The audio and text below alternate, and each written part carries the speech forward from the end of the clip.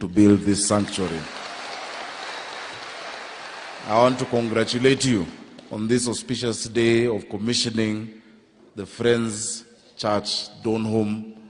The sanctuary is beautiful. It is a landmark as you come in. From the time you turn from Outer Ring Road and you join Quaker Road, and you look,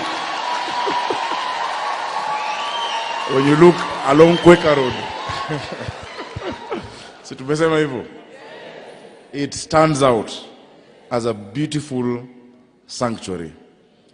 One day in the house of the Lord is better than 1,000 days elsewhere.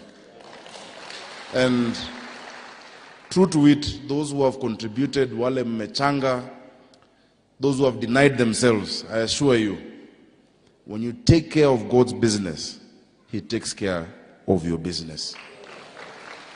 And I pray that this sanctuary becomes more than just a sanctuary, but a fortress, a place of peace, that the community will come here.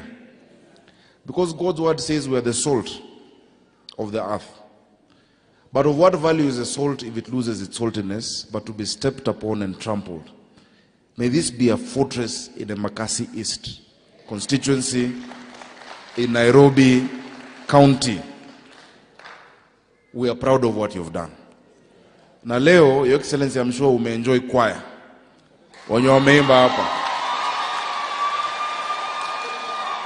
Unajua, nyinyi si watu wazuri. Your Excellency, over Easter, I even invited you.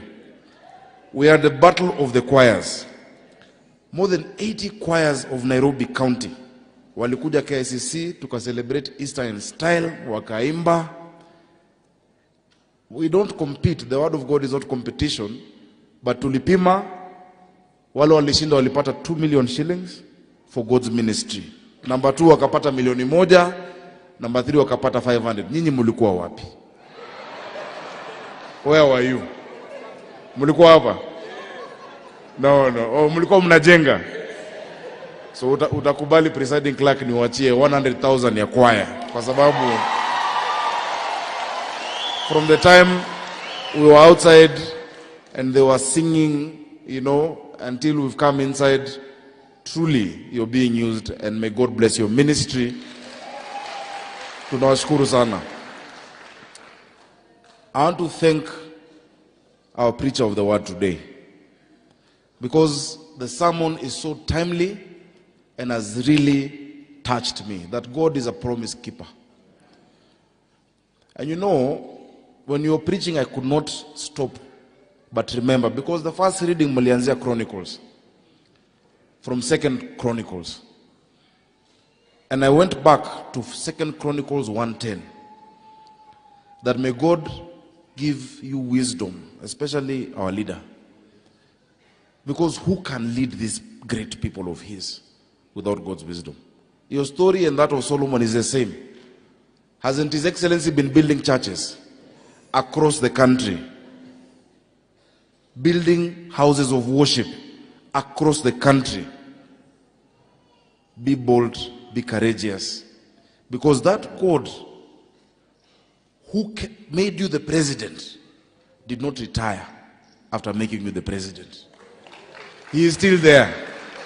And He is a promise keeper. 2nd Chronicles 1:10 says, give me wisdom and knowledge, that I may lead these people, for who is able to govern those people of yours?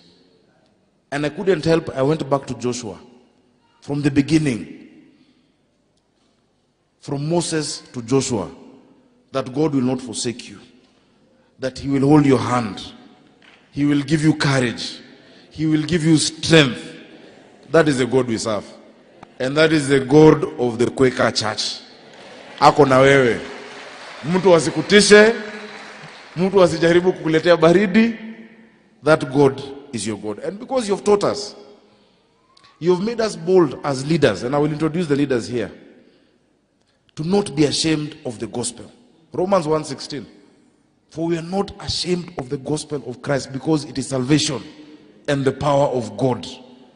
Si ni kweli? Munaona rais akiwa na aibu kwa mambo ya injili. hata waseme nini, tumetukanwa, ametusiwa, ameambiwa ati kanisa ndio itainua uchumi, ati the solutions you're running. Do not be ashamed, because it is the power of God that has kept us here. Si mnajua ile mambo walipitia, na mimi pia nilipitia, na nawashukuru watu wa Donholm. Asanteni. Your Excellency, in this ward, in this constituency, hawa watu walinipatia kura mingi sana. Watu wa Donholm, Tasia, wapi, na washukuru. Your Excellency, allow me and the leadership of the church to quickly introduce viongozi ambao tumekuja nao. Viongozi wengi kutoka taifa nzima wamekuja, wabunge, tuko na waziri, tuko na MCAs wetu. Labda nianze na MCAs wa Nairobi County, City County. Tafadhali msimame palimpo. Our MCAs, asanteni sana. Your Excellency, very quickly, ni Hashim Kamau.